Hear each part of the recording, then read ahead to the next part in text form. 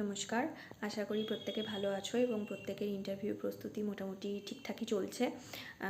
একটা খাতাও তোমরা সকলে রেডি করেছো এবং সেটাকে ধীরে ধীরে তথ্য সমৃদ্ধ করে তুলছো। আজকে যে বিষয়টা আমি বলবো সেটা হলো শিক্ষা সংক্রান্ত যে সমস্ত আইনগুলো আছে সেগুলো নিয়ে। আর যারা আমাকে মেল করেছো, কিছু জনের হয়তো উত্তর দিতে দেরি হয়েছে, তার জন্য আমি দুঃখিত। কিন্তু আমি প্রত্যেককেই আমার নাম্বার শেয়ার করেছি এবং হোয়াটসঅ্যাপে একটা গ্রুপও করেছি। তোমরা হোয়াটসঅ্যাপে আমার সঙ্গে যোগাযোগ করতে পারো। হ্যাঁ, এরপরে আজকের টপিকে আসা যাক। আমি পরপর সব ধারাগুলো বলে যাব যেগুলো গুরুত্বপূর্ণ। তোমরা তোমাদের প্রয়োজন বোধে সেগুলোকে নোট করে নিতে পারো। প্রথমে যে ধারাটা বলবো সেটা হলো 14 নম্বর ধারা। সেখানে কি বলা হয়েছে যে রাষ্ট্রের চোখে, রাষ্ট্রের মধ্যে আইনি দৃষ্টিতে সবাই সমান। ঠিক আছে। দ্বিতীয় কি ধারা? 15 নম্বর। আচ্ছা, আমি দ্বিতীয় এরকম করে বলবো না, পরপর বলে যাচ্ছি। পরের হলো 15 নম্বর ধারা। সেখানে বলা হয়েছে জাতি, ধর্ম, বর্ণ নির্বিশেষে কোনো বৈষম্যমূলক আচরণ করা চলবে না। এরপরে আসছি 15 নম্বর ধারার এক উপধারাতে, যেখানে বলা হয়েছে যে শিক্ষাক্ষেত্রে নারীদের সমান অধিকার থাকবে। 15 নম্বর ধারার 3 নম্বর উপধারাতে বলা হয়েছে যে রাষ্ট্রনারী ও শিশুদের জন্য বিশেষ ধরনের যে কোনো ব্যবস্থা গ্রহণ করা যেতে পারে। এরপরে আসছে 16 নম্বর ধারা। সেখানে কি বলা হয়েছে? রাষ্ট্র নাগরিকদের সাথে বৈষম্যমূলক আচরণ করতে পারবে না সরকারি চাকরির ক্ষেত্রে, অর্থাৎ সরকারি চাকরির ক্ষেত্রে সমসুযোগ। তারপরে সবথেকে গুরুত্বপূর্ণ যে আর্টিকেল, যেখান থেকে অনেক কোয়েশ্চেন করা হয়েছে, সেটা হলো 21 নম্বর ধারার এক উপধারা। সেখানে কি বলা হয়েছে না 6 থেকে 14 বছর বয়সী সমস্ত শিশুদের অবৈতনিক এবং বাধ্যতামূলকভাবে শিক্ষার আওতায় নিয়ে আসতে হবে। ঠিক আছে। এরপরের গুরুত্বপূর্ণ ধারা হলো 28 নম্বর ধারা। সেখানে বলা হয়েছে সরকারি সাহায্যপ্রাপ্ত বিদ্যালয়গুলিতে ধর্মীয় শিক্ষা প্রদান করা যাবে না। ঠিক আছে। এরপরে 29 নম্বর ধারা।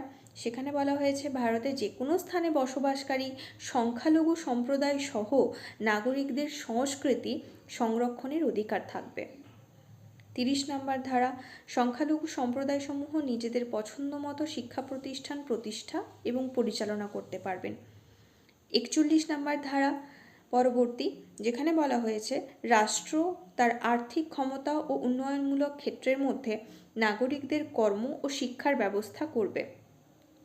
45 নম্বর ধারা। সেখানে বলা হয়েছে 10 থেকে 14 বছর বয়সী সমস্ত ছেলে মেয়েদের জন্য অবৈতনিক ও বাধ্যতামূলক শিক্ষার ব্যবস্থা করবে রাষ্ট্র।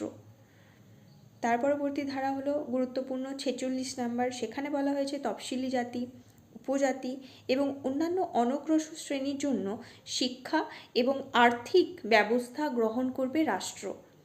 63 নম্বর ধারা, যেখানে বলা হয়েছে বেনারস হিন্দু ইউনিভার্সিটি, বেনারস হিন্দু বিশ্ববিদ্যালয়, আলিগড় মুসলিম বিশ্ববিদ্যালয় এবং দিল্লি বিশ্ববিদ্যালয় এইরূপ প্রতিষ্ঠানগুলিকে জাতীয় গুরুত্ব প্রদান করার কথা বলা হয়েছে। 64 নম্বর ধারা। সেখানে কেন্দ্র সরকারের আংশিক এবং সম্পূর্ণ আর্থিক সাহায্যে বিজ্ঞান ও কারিগরি শিক্ষা প্রতিষ্ঠানগুলিকে জাতীয় গুরুত্ব প্রদান করার কথা।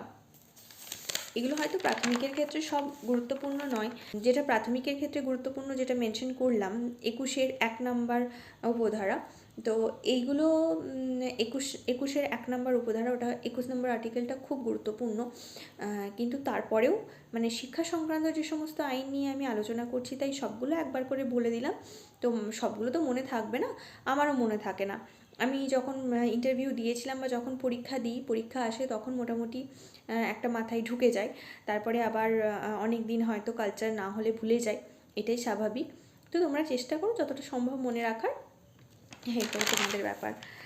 এরপরে যেটা বলবো সেটা হলো 66 নম্বর ধারা, আর বেশি নেই। হ্যাঁ, 66 নম্বর ধারা, যেখানে উচ্চশিক্ষা, গবেষণা, বিজ্ঞান কারিগরি প্রতিষ্ঠানগুলোর মান উন্নয়ন এবং সংযোগ সাধনের দায়িত্ব কেন্দ্র সরকারের উপরে দেওয়া হয়েছে। 337 নম্বর ধারা। সেখানে আছে অ্যাংলো ইন্ডিয়ান সম্প্রদায়ের শিক্ষা প্রতিষ্ঠানগুলিকে সাহায্য প্রদান করতে হবে, এটা বলা হয়েছে।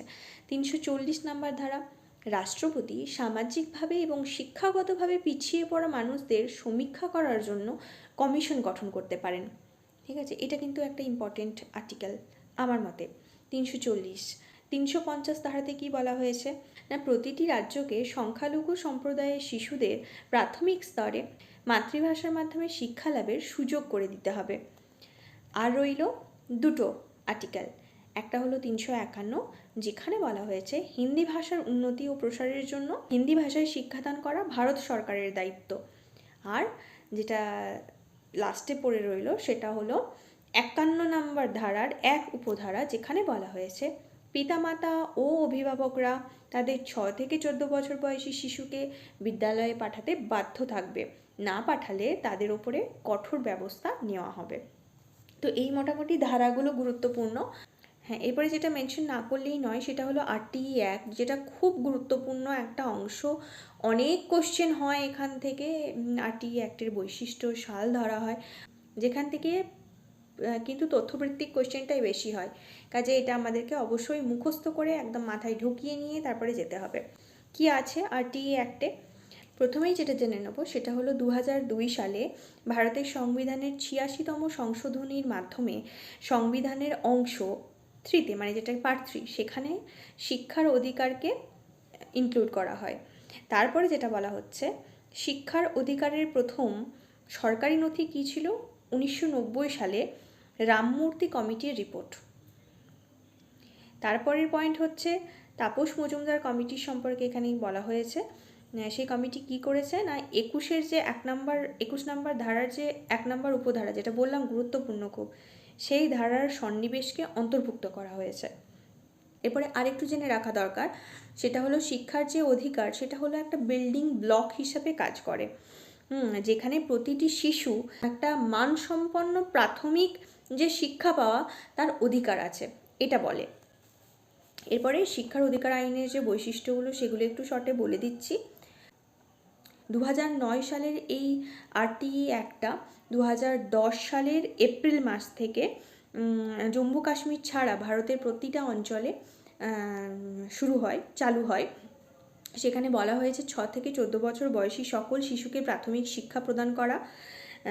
এই আইন শিক্ষাকে একটি মৌলিক অধিকার হিসাবে গুরুত্ব প্রদান করে। এছাড়াও এই আইনটি সমাজের অনগ্রসর শ্রেণীদের জন্য 25% সংরক্ষণের কথা বলে।